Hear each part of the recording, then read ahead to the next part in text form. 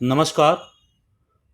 Share, stock and equity के बारे में आज हम जानकारी करेंगे। शेयर शेयर का मतलब होता है हिस्सेदारी।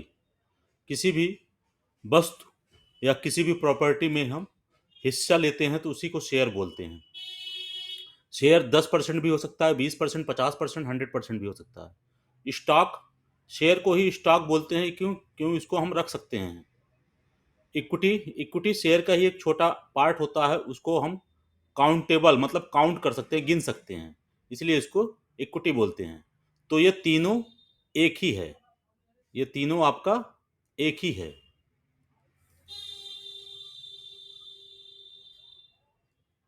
एक है शेयर, स्टॉक एंड इक्विटी। अब आइए कंपनी। कंपनी क्या होती है, इसको जानने से पहले हम कंपनी के बारे में समझते हैं। स्ट्रक्चर इसका क्या होता है, कंपनी कितने प्रकार की होती है। तो कंपनी को हिंदी में हम बोलते हैं संगठन। याद रखिएगा, मतलब कोई भी कंपनी अगर आप बनाते हैं तो संगठन के माध्यम से बनती है। तो सबसे पहले हम ओपीसी के बारे में जानते हैं क्या होती है। ओपीसी होती है वन पर्सन कंपनी, जिसमें एक बंदा रहता है। एक होता है प्राइवेट लिमिटेड, जिसमें दो बंदे रहते हैं। वन पर्सन में 100% अकेला हो सकता है, मगर इसमें 100% दो लोग मिलकर रहेंगे। एक होता है लिमिटेड, ओनली लिमिटेड, जिसमें लगा रहता है इसमें 7 लोग रहेंगे 100%। ठीक है, 7 लोग। तो अब हम पीवीटी के बारे में समझते हैं। पीवीटी समझ जाएंगे तो लिमिटेड भी समझ जाएंगे। तो अब हम पीवीटी के बारे में समझते हैं। सबसे पहले हम एक कंपनी का नाम सोचते हैं। कंपनी का नाम हम कुछ भी सोच लेते हैं। जैसे हमको किसी का बिजनेस करना है, किराना का या जनरल स्टोर का। जनरल स्टोर का बिजनेस करेंगे तो हम सबसे पहले उसका नाम रखेंगे ABC general store private limited. जहां प्राइवेट लिमिटेड आ जाता है उसको बोलते हैं निजी स्वामित्व। निजी स्वामित्व निजी स्वामित्व वाली कंपनी, जिसपे अपना नियंत्रण रहता है। तो अब हम एक जनरल स्टोर ओपन करते हैं, तो नाम हमारा हो गया। अब हम कितना अमाउंट अपने बिजनेस में लगा रहे हैं। तो हम मान लीजिए 2 लाख रुपए दो लोग मिलकर लगा रहे हैं। 2 लाख मिलकर दो लोग मिलकर लगा रहे हैं। तो एक लोगों की हिस्सेदारी कितनी होगी, 50%। तो 50% कितना होगा, 1 लाख। दूसरे की 50%, उनका भी 1 लाख। तो ये 50-50% हिस्सेदारी हो गई। इसी को बोलते हैं शेयर। 50-50% हिस्सेदारी हो गई। अब हम 2 लाख में एक हम स्टार्ट करते हैं, तो हमारा कंपनी बनेगी। कंपनी बनने के बाद हमारा एक बैंक अकाउंट खुलेगा। बैंक अकाउंट कंपनी के नाम से कंपनी के नाम से बैंक अकाउंट खुलेगा, जिसमें 2 लाख रुपए हम जमा करेंगे कंपनी के खाते में। तो 2 लाख रुपए जो जमा करेंगे, इसको हम बोलेंगे paid up capital. Paid up capital. तो 2 लाख रुपए हमारा पेड अप कैपिटल हो गया। अब हम कंपनी का शेयर निकालेंगे। तो कंपनी का शेयर वैसे तो 50-50% है, मगर अगर इसको हम टुकड़े में करेंगे तो टुकड़ों का शेयर बनेगा एक। हम शेयर का प्राइस निर्धारित करेंगे। तो शेयर का प्राइस निर्धारित हम कुछ भी कर सकते हैं। कंपनी का शेयर का रेट 1 रुपया भी रख सकते हैं, 2 रुपया भी रख सकते हैं, 5 रुपया भी रख सकते हैं, 10 रुपया भी रख सकते हैं। तो हम 10 रुपये रखते हैं बेसिक। 10 रुपये शुरू करते हैं इस कंपनी का। तब इसका ये फेस वैल्यू हो जाएगा। इसको बोलेंगे फेस वैल्यू। हिंदी में क्या बोलेंगे, अंकित मूल्य। अंकित मूल्य। तो अंकित मूल्य कितना हो गया, 10 रुपया। अब यही समझते हैं। तो हमारा शेयर बनेगा कितना, नंबर ऑफ शेयर बराबर फार्मूला बनेगा पेड अप कैपिटल बटे फेस वैल्यू। तो फेस वैल्यू कितना हम रख रहे हैं, 10 रुपये। पेड अप कैपिटल कितनी है, 2 लाख रुपया। तो 2 लाख रुपया हुआ, तो नंबर ऑफ शेयर कितना बनेगा हमारा, 20,000। तो ये 20,000 क्या हुआ, number of share. Number of share shortcut को हम कितना बोलते हैं, NOS।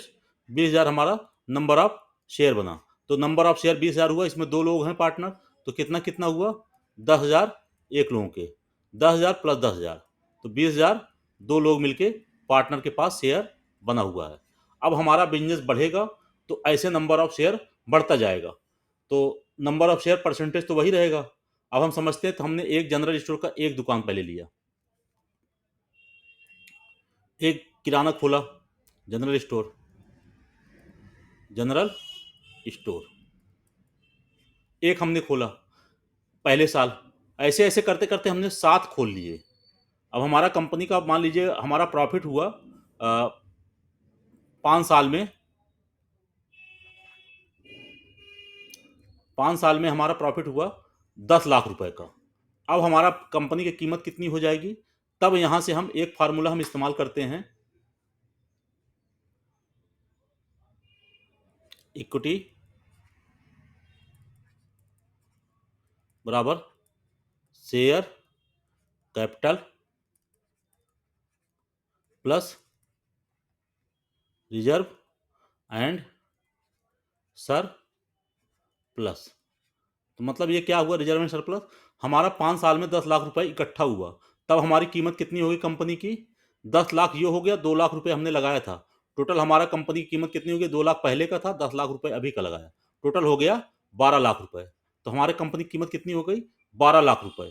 तो ये ऐसे रिजर्व एंड सरप्लस जुड़ता जाएगा, ये हमारा जुड़ता जाएगा पर साल दर साल।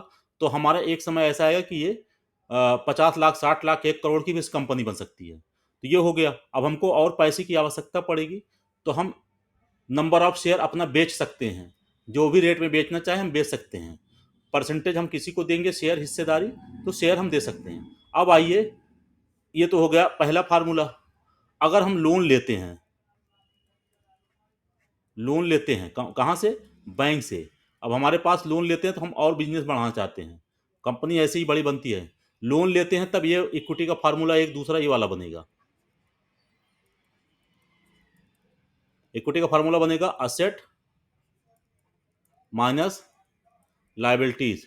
लायबिलिटीज क्या होता है, लायबिलिटीज होता है देनदारी, इसको हिंदी में क्या बोलते हैं, देनदारी, देनदारी। तो लायबिलिटीज ये वाला फार्मूला। अब जैसे हमारी संपत्ति कितनी हो गई है, मान लीजिए 50 लाख हो गई है या 12 लाख हो गई है, तो हमारी असेट हो गई 12 लाख। अब हमारे पास हमने लोन लिया, लोन लिया हमारी कितनी हो गई, 10 लाख की लोन ले लिया, तो हमारा हो गया 22 लाख। तो ये हमारी टोटल असेट हो गई। मगर जब इक्विटी हम बनाएंगे तो ये हम घटा देंगे 22 लाख में, इक्विटी में हम घटा देंगे, इक्विटी का जब हम लगाएंगे तो हमारी असेट हो जाएगी 22 लाख, और 10 लाख का अगर हम लोन लेते हैं तो 10 लाख रुपए हम घटा देंगे, तो हमारा कितना आ जाएगा आंसर, 12 लाख। वही हम जाके फिर आ गए। मगर इसका एक फायदा ये रहता है कि हम साल दर साल अगर हम प्रॉफिट कमाते जाते हैं तो 1-1 लाख रुपए, 2-2 लाख रुपए ऐसे हम लोन अदा कर देते हैं, 2-3 साल में हमारा लोन अदा हो गया, तब हमारी संपत्ति कितनी हो जाएगी, 22 लाख की। तो मतलब हमारी 22 लाख की संपत्ति होगी। ऐसे ही हमारी इक्विटी बढ़ती जाती है। तो नंबर ऑफ शेयर ये हो गया, नंबर ऑफ शेयर हम निकाल लेते हैं। तो नंबर ऑफ शेयर का जैसे हमारी आज की वैल्यूएशन हो गई हमारी मार्केट कैपिटल, इसी को बोलते हैं market capital, market capital, market capital. Number of share का मार्केट कैपिटल जो है वही फार्मूला लगता है। नंबर ऑफ शेयर अगर हम निकालते हैं, नंबर ऑफ शेयर बराबर मार्केट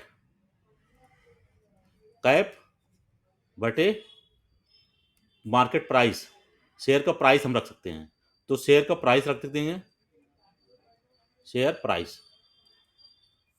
तो शेयर का प्राइस 10 रुपया है। कल को यही हम जब अपना शेयर पब्लिक में लाते हैं तब हमारी प्राइवेट लिमिटेड से पब्लिक लिमिटेड में कन्वर्ट हो जाती है। तब हमारी क्या होती है, प्राइवेट लिमिटेड से, प्राइवेट एलटीडी से कन्वर्ट हो जाएगी किसमें, पब्लिक लिमिटेड में।